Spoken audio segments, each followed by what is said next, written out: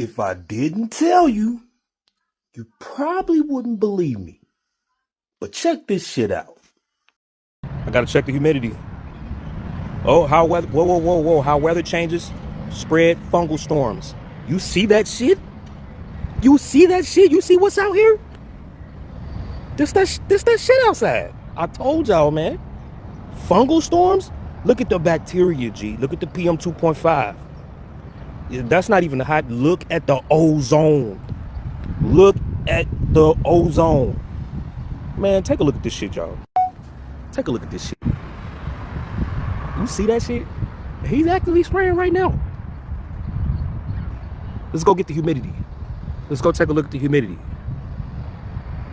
51%. We always have to make sure we look at the humidity because we don't want to give these people any excuse of why these planes are doing this shit, because I don't want to hear none of that shit.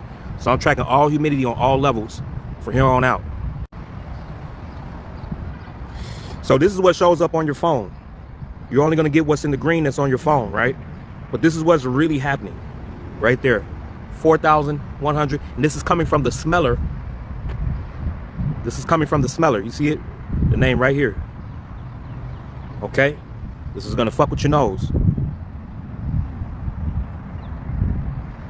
Some people say, how do you know all this? How do you get all this information? Downloads and research. Plain and simple.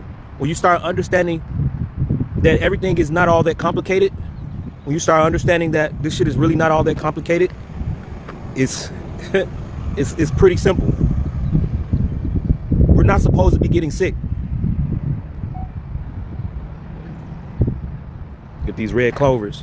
There's so many little bugs in there in the red clovers. I didn't know. Like it's a lot of them.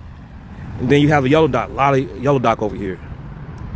But it's a lot of bugs that comes in there. So I would have to learn how to raise red clover and get those bugs out of there. Damn.